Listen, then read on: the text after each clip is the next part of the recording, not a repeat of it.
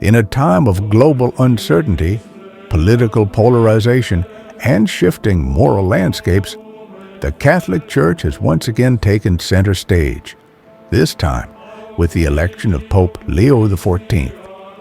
The new pontiff, born Robert Prevost in Chicago, is a historic figure in many ways, the first American pope, a former missionary in Peru, and a man with deep theological roots shaped by both the Americas and Europe. But perhaps the most pressing question facing his nascent papacy is this: what does Pope Leo XIV believe about LGBTQ+ rights, and how might his views reshape or reinforce the Catholic Church's approach to one of the most divisive issues of our time?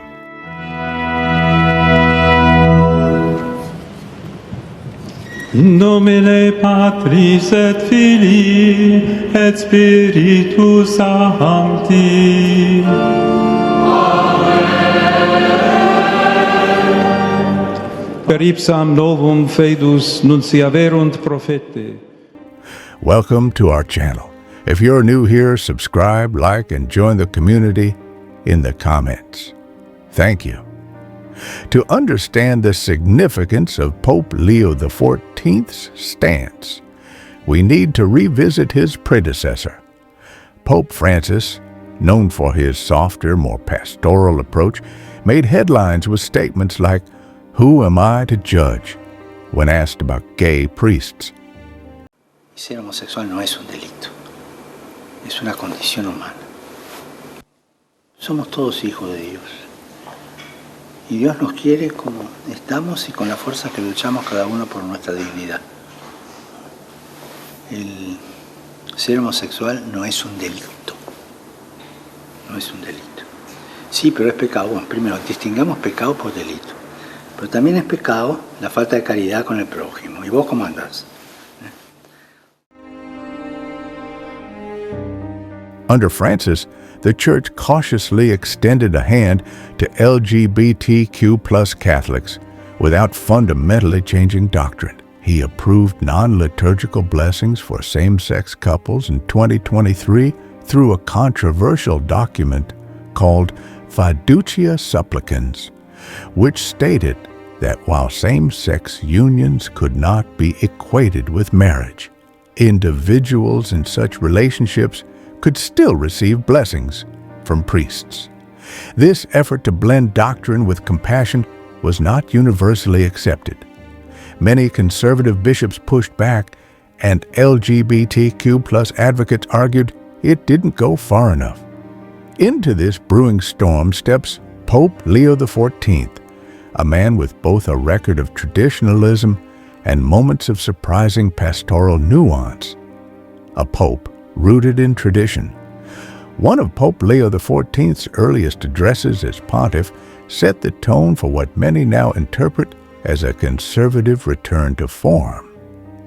In a speech to Vatican diplomats shortly after his election in May 2025, he declared the traditional family, defined as the union between a man and a woman, as the natural and stable foundation of society. In the same breath, he reiterated the Church's commitment to defending the dignity of all people, especially the most vulnerable, including immigrants, the elderly, and the unborn.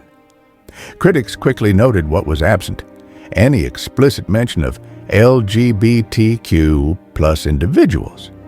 To many, it signaled a retrenchment, a step back from Pope Francis' more inclusive rhetoric. This wasn't surprising to those familiar with Leo XIV's earlier views. In a 2012 speech during the Synod of Bishops, he had denounced the homosexual lifestyle, lumping it together with abortion and divorce as aspects of a culture drifting from the gospel. That speech resurfaced shortly after his election, raising alarms among LGBTQ+ advocacy groups. Francis DiBernardo, executive director of the pro-LGBTQ Catholic group New Ways Ministry, said he was deeply disappointed, adding that he hoped Pope Leo had changed his views in the years since. But had he? Signs of change, or mere strategy? It would be easy to pigeonhole Pope Leo XIV as just another conservative bishop elevated to power. But the reality, like the man himself, is more complex. While he opposes redefining marriage and has warned against the normalization of gender ideology, Leo XIV has also called for a compassionate approach to LGBTQ+ individuals. In a 2023 interview prior to his election, he acknowledged the Church's need to be more welcoming. He noted that Pope Francis had made it clear the Church should not exclude people based simply on the choices that they make. While this might seem like a subtle statement, in the language of the Vatican, it's significant. Still, Leo XIV was careful to stress that welcoming does not mean changing doctrine. The Church, in his words, must continue to propose the truth while being pastoral. He also emphasized the importance of dialogue and of listening to the faithful, without compromising on theological truths as interpreted by the Church. This tension between tradition and pastoral care has come to define his early papacy. One of the first major tests of Pope Leo XIV's leadership on LGBTQ+ issues concerns the Fiducia Supplicans document. Released in December 2023, it allowed priests to bless same-sex couples outside of liturgical rites, provided the blessing wasn't confused with marriage. While Pope Francis oversaw its release, it quickly sparked a global backlash, especially in Africa and parts of Eastern Europe. Bishops' conferences in countries like Nigeria and Ghana flatly rejected the document. In Germany, it was embraced. In the United States, it caused division. As Pope, Leo XIV has treaded carefully. Rather than rescind the document or endorse it outright, he has emphasized the role of local bishops in determining how or whether to implement it. This decentralization reflects the Vatican's broader strategy of letting regional churches navigate culturally sensitive issues while maintaining doctrinal unity. Leo XIV has not personally offered blessings to same-sex couples, nor has he hinted that he might. But by not overturning Fiducia Supplicans, he's also signaling that his papacy may not be as reactionary as some feared.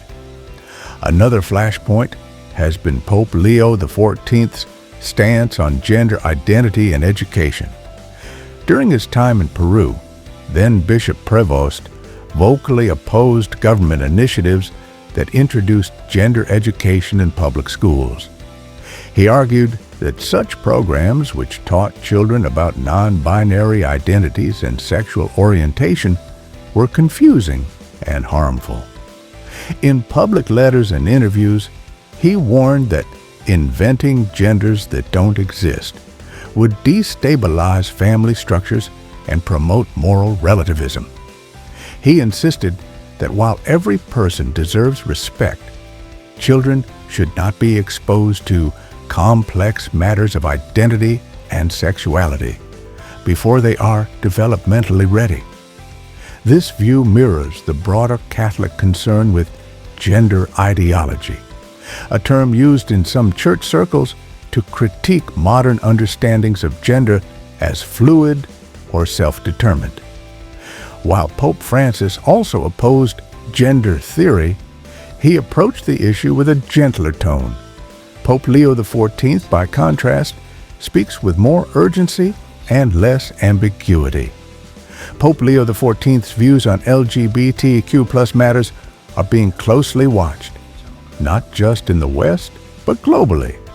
In parts of Africa and Asia, where homosexuality is still criminalized and stigmatized, many bishops are grateful for his traditionalist emphasis. In fact, one reason the College of Cardinals may have elected Leo XIV was to restore a sense of theological order after years of what some saw as ambiguity under Francis. Yet, there is also a younger, more progressive generation of Catholics, especially in Europe and the Americas, who want the Church to affirm LGBTQ plus people more openly. They argue that doctrine cannot remain untouched while science, psychology, and human rights evolve. Caught between these camps is Pope Leo XIV, a pontiff who seems to understand the need for pastoral sensitivity, but who also believes the Church's teachings are not up for negotiation. The coming months will likely offer more clues. Will Pope Leo XIV clarify or reinterpret Fiducia Supplicans? Will he meet with LGBTQ Catholics as Francis did, or issue pastoral letters addressing their concerns directly? Will he take steps to promote dialogue or retreat into doctrinal defense? So far, his approach has been cautious and diplomatic, which may be strategic. After all, he inherited a global church deeply divided, not just on LGBTQ rights, but also on women's roles, clerical abuse, and relations with secular society. By adopting a careful, culturally sensitive tone, Leo XIV may be attempting to hold together a fragile ecclesial coalition. But at some point, silence or ambiguity may no longer be enough. Pope Leo XIV's papacy is still in its early stages, but his stance on LGBTQ issues is already shaping how the world views him. For LGBTQ Catholics, his past remarks and current caution may feel like a step backward. For conservatives, his defense of traditional family values is a welcome return to form. Yet somewhere in the middle lies the true challenge. Can the Church remain faithful to its teachings while being truly inclusive? Pope Leo XIV seems to believe the answer is yes, but only if inclusion is carefully defined and doctrinal boundaries are respected. As his papacy unfolds, the world watches not just what he says, but how he listens, and whether he's willing to let lived experience shape theological reflection. For now, Pope Leo XIV walks a tightrope between doctrine and dialogue, between tradition and a changing world. What do you think? Can the Church evolve while holding its core beliefs? Drop your thoughts in the comments below. Let's talk faith, identity, and the future of inclusion. Don't forget to like and subscribe for more deep dives. Thanks for watching. See you in the next video.